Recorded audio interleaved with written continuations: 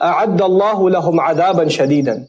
Allah has prepared intense punishment for them. إِنَّهُمْ سَاءَ مَا كَانُوا يَعْمَلُونَ. These people, how horrible it is the activities they're engaged in. How terrible forms of activities that they're engaged in.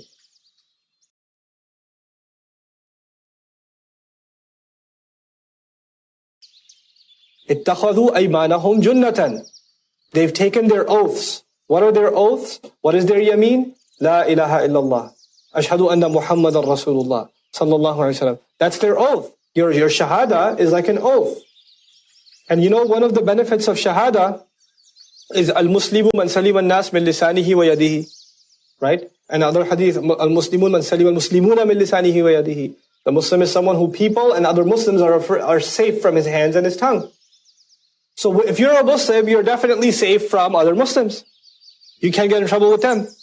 So they took their Islam as a shield. اتَّخَذُوا أَيْمَانَهُمْ جُنَّةً.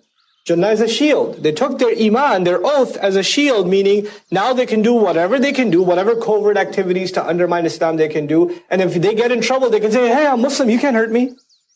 I'm one of you.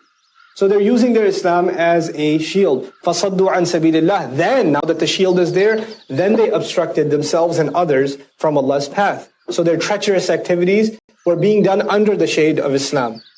فَلَهُمْ عَذَابٌ مُهِينٌ. Then those people, they are then especially going to have humiliating punishment.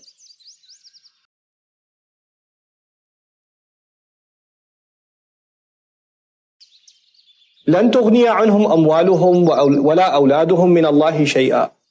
Their monies and their children are not going to be able to benefit them against Allah in any way, shape, or form.